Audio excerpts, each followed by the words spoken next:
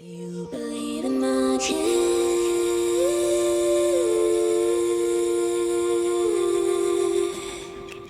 Do you believe in magic?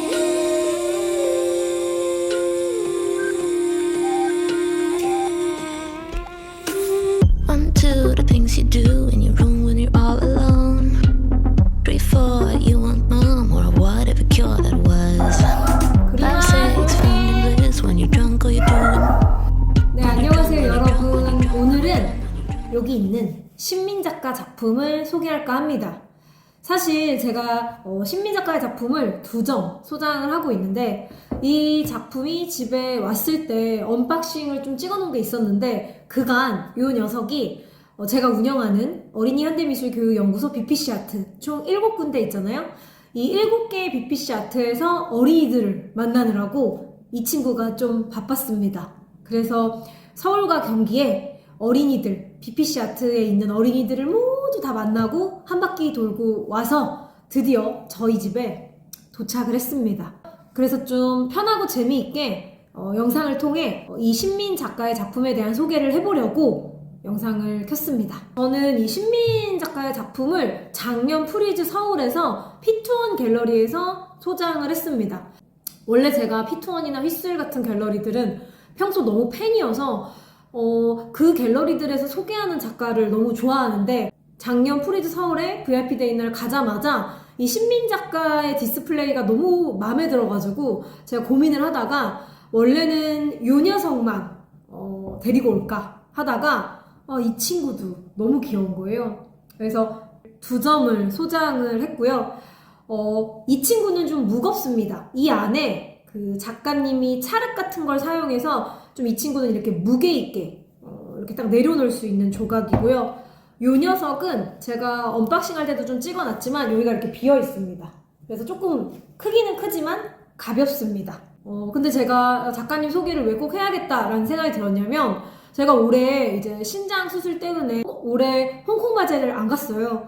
거의 홍콩 바젤이 생기고 나서 매년 갔었는데 오랜만에 안 가니까 안 가도 돼 이러면서도 한편으로는 홍콩은 어떤 일이 벌어지고 있나 좀 궁금하더라고요.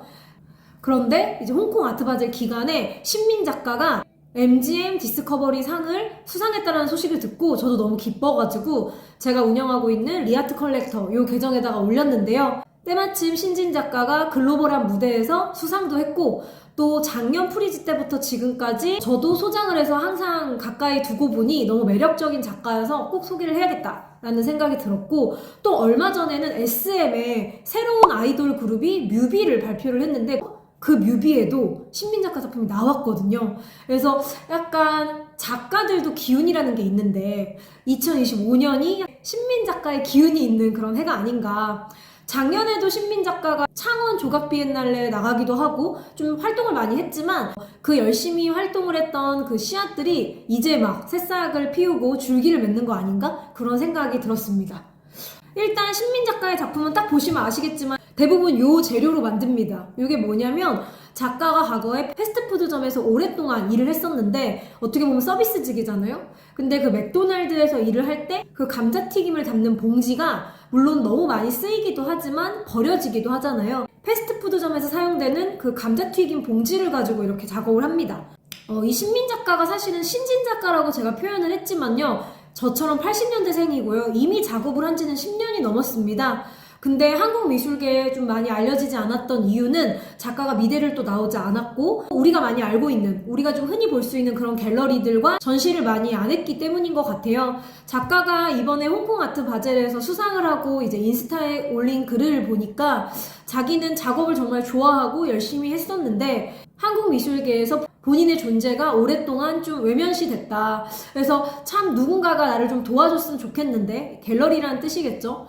누군가가 나의 이런 작업을 좀 많이 알릴 수 있는 그런 발판을 좀 만들어줬으면 좋겠는데, 때마침 피투원 갤러리가 함께 일하게 돼서 이렇게 홍콩 바젤을 준비했고 좋은 결과가 있었다라고 이렇게 솔직하게 일기를 썼더라고요.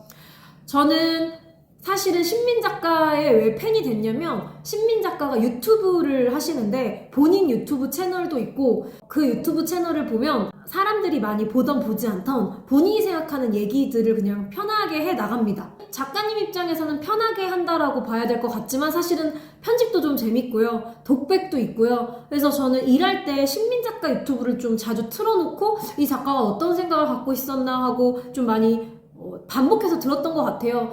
작가를 이해할 수 있는 여러 가지 키가 작품을 많이 보는 것도 있지만 작가가 혹시 했던 인터뷰가 있다면 그 인터뷰를 반복적으로 해서 보면 되게 재밌거든요. 그래서 특히나 저는 소장한 작가? 소장할 작가들의 인터뷰는 더 유독 많이 봅니다. 왜냐면 이 작품이 그냥 외부에 있는 것이 아니라 저희 집에 와서 함께 살아야 되기 때문이기도 하고 내가 어느 정도 이 작품을 이해했을 때 충분히 이 작가에게서 많은 인사이트를 얻고 되게 존경할 만한 지점이 있을 때 저는 소장을 하거든요. 그래서 실제로 이 영상을 보는 분들도 제가 링크에 신민 작가의 다양한 인터뷰를 댓글에 달아놓을 테니 보시면 좋을 것 같아요. 어떤 유튜브는 작가님이 랩을 하기도 합니다. 그래서 좀 당황스럽기도 한데 그 랩을 반복해서 들으면서 아 이게 이런 식으로 작업과 연결이 되는구나 하고 좀 이해를 했던 것 같아요. 신민 작가가 가장 많이 만드는 작업 시리즈가 이렇게 일하는 사람들인데요. 모두 다 같은 유니폼에 같은 헤어스타일 이렇게 하고 있잖아요. 작가님 작품 중에 이 친구는 머리를 이렇게 길게 했지만 사실은 그 패스트푸드점에서 일하는 직원들이 검정색 머리 망으로 머리카락이 흘러내리지 않게 이렇게 묶습니다. 그 망을 한 친구들이 조각에도 되게 많고요. 또 실제로 과거 전시를 보면 패스트푸드점에서 아이스크림을 받는 직원 또는 청소하는 사람 이런 어떠한 일하는 사람들을 정말 많이 표현을 합니다. 사실 본인이 10년 넘게 작업만 할 수 있다면 너무 좋지만 모두 다 아시다시피 작가가 오로지 작업만으로 생계를 유지하는 건 쉽지 않잖아요. 그래서 작가님 역시 이제 병행을 한 거죠. 패스트푸드점에서 일하면서 느껴지는 여성 노동자들 사이의 관계. 상당히 친한 동료인 것 같지만 사실은 매번 싸우고 다투고 여성들 집단은 또 유독 그런 것들이 있고 하지만 또 재밌는 게 그러면서도 동료애가 피어나고 무조건 여성들만 뽑으면서 사실 육체적인 노동은 상당히 힘든 일을 해야 하는 어떻게 보면 음식이라는 상품을 파는 건데 고객들은 그 음식이라는 상품에 감정을 쏘아붓는 감정 노동에 대한 일도 정말 많이 해야 할 거고 그래서 본인이 작가로서 생활을 영위하기 위해 이쪽 섹션에서 열심히 일해서 돈을 벌고 다시 작업을 통해 다시 작가로서 이쪽 섹션에서 창작을 하는 건데 그 두 세계를 연결해주는 재료가 아마도 지금 이 조각이나 이 조각에 쓰였던 이런 소포지와 같은 감자튀김을 담았던 그런 봉지겠죠. 그래서 사람에게는 참 다양한 자아가 있는데 저는 개인적으로 이 작품을 보면서 신민 작가가 본인이 좋아하는 예술을 창작하기 위해 저쪽 패스트푸드점 직원 저쪽 세계에서 늘 만나던 어떠한 재료를 이쪽 세계로 끌고 와서 연결해서 한 작업이구나 하면서 좀 재밌게 작품들을 볼 수 있었고 작가님이 만드는 이런 조각들이 귀여워 보이지만 사실은 다 화가 나 있어요. 우리 사회를 이루는 정말 많은 사람들이 결국엔 친절해야지만이 되는 일들을 많이 하잖아요. 저도 교육업을 하다 보니까 교육업도 제가 저희 직원들에게 교육 서비스업이라고 생각을 해야 한다라고 이야기를 많이 하는데 때로는 아무렇지 않게 학부모님들이 던지는 말에 선생님들도 감정적으로 상처를 많이 받기도 하고 이상하게 교육은 교사, 강사라는 직업 때문에 친절해야 한다라는 그런 어떠한 불문율이 있잖아요. 그러다 보니까 이런 교육인들은 도대체 어디 가서 스트레스를 풀어야 할까? 우리도 때로는 화도 나고 답답한데 제 안에도 불친절함들이 좀 내재되어 있는데 그런 스트레스들이 이 작품을 통해 많이 해소가 돼서 개인적으로 신민 작가의 작품 중에 좀 화를 내고 있는 조각들에 저는 상당히 제 내면이 많이 투영이 됐던 것 같아요. 그래서 작품도 사실 이거 한 점만 사야겠다 했다가 아니야 얘도 집에 데려가서 같이 살아야겠다. 그래서 어떤 분이 이거 아트토이 아니냐라고 물어봤는데 뭐 보는 사람 나름이겠지만 뭐 우리는 커즈도 누군가는 아트토이로 소장하기도 하고 누군가는 조각으로 소장하기도 하잖아요. 그리고 또 어떻게 보면 안토니 곰니의 큰 조각도 아주 작으면 토이처럼 보이잖아요. 그래서 저는 이 작품들을 집 한켠에 놓고 뭔가 나의 내면에 있는 움파룸파족처럼 생각하면서 지금 살고 있습니다. 제가 신민 작가님 작품을 이제 프리즈에서도 보고 그 전에 이제 젊은 조각가들이 전시하는 그 조각충동전에서도 봤었는데 작가님 작품이 이런 흉상도 있고 이렇게 작은 조각도 있지만 정말 거대한 조각이 많아요. 그래서 그 거대한 조각 같은 경우에는 인터뷰에서 봤더니 이렇게 절에 가면 사천왕상 있잖아요. 그런 사천왕상이 우리를 위해서 이렇게 내려다보고 있는데 그런 것들에게서도 영향을 받았다라고 또 이야기를 하셨고, 또 개인적으로 저한테 드로잉북이 있는데 그 작가님이 항상 작은 수첩에 드로잉을 해요. 근데 그 드로잉이 수호천사 시리즈인데 수호천사 시리즈도 너무 매력적이거든요. 예를 들어 뭐 경비 아저씨의 수호천사, 임산부의 수호천사, 유치원생의 수호천사, 주차관리 요원의 수호천사. 그래서 본인이 살아가면서 만나는 어떻게 보면 우리 사회의 다양한 직업들에게 수호천사를 만들어주는 시리즈도 있어요. 이런 것도 너무 좀 인상 깊어서 드로잉북을 좀 재밌게 봤고, 또 작가님이 박스를 진짜 멋지게 만들거든요. 그리고 이게 작가님이 만든 박스인데요. 작가님이 거의 박스도 작품처럼 만들어요. 제가 좀 안 보이죠? 작가님이 거의 박스도 작품처럼 만들어요. 그래서 이 친구가 이 안에 들어가 있어요. 이 친구가 이렇게 머리 묶고 있죠? 얘가 오진이라는 친구인데요. 작가님은 조각에 그 이름을 다 붙여줘요. 근데 오진이 삼행시도 이제 본인이 지은 거예요. 오, 오지 마세요. 지, 진짜예요. 이따 나중에도 오지 마세요. 어떻게 보면 매번 똑같은 옷을 입고 똑같은 친절한 말투로 고객을 응대해야 되는 서비스직에서 일하는 사람들이 손님이 오면 오지 마. 오지 마. 다음에도 오지 마. 이런 것처럼 정말 솔직한 그런 마음? 이런 것들도 여기 이렇게 적혀 있고, 여기도 보면 나와의 약속. 보면 나는 직원분께 신용카드를 던지지 않겠다. 나는 직원분께 정확한 담배명을 말하겠다. 나는 마감 30분 전에는 가게에 얼씬도 하지 않겠다. 이건 뭐냐면 고객 입장에서 이 일하는 분들을 위한 나름의 배려?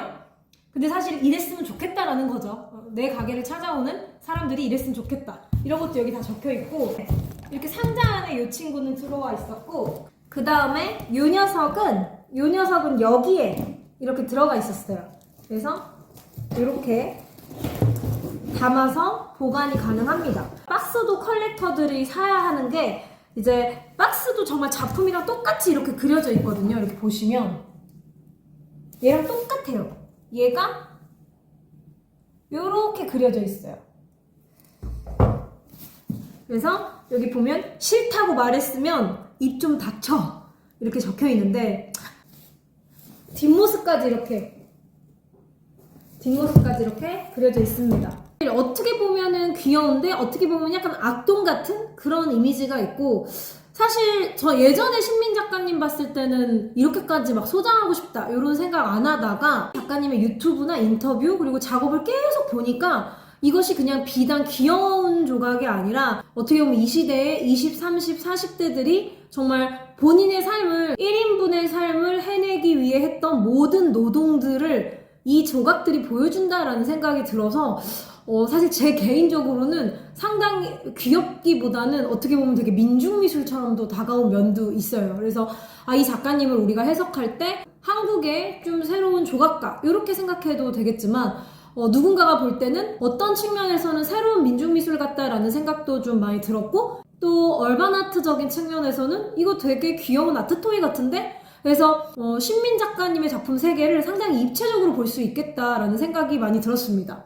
제 개인적으로는 과거에 나혜석 작가가 썼던 왜 조선시대에는 여성들에게만 친절이나 정숙을 강요했느냐, 그 시대에 그렇게 외쳤던 나혜석 선생님의 어떤 그런 작품도 생각이 나기도 하고, 또 선배 작가님 중에 조선시대에 아들을 낳지 못했다는 이유로 이름도 없이 죽어야만 했던 이름 없는 여성들의 조각들, 이런 것들도 많이 생각이 나서 2000년대 이후에 활동하는 조각가로서는 신민 작가가 이 시대의 여성이나 혹은 일하는 사람들의 목소리를 대변한다 이런 생각을 하면서 작품을 계속 봤고 작가 인터뷰를 봤기 때문에 그냥 무조건 귀엽고 아기자기하다라고 느껴지지는 않았던 것 같습니다. 또 인상 깊었던 작품 중에 과거에 신민 작가가 세월호를 주제로 한 작품도 있었어요. 그래서 그런 것들도 추가로 제가 보여드릴 테니까 신민 작가의 과거작부터 최근 작업 그리고 얼마 전 홍콩 바젤의 수상 소식까지 함께 알고 계시면 또 제 영상을 통해 여러분들이 이런 작가도 있었구나 하고 알아가셨으면 좋겠습니다. 오늘 영상은 여기까지.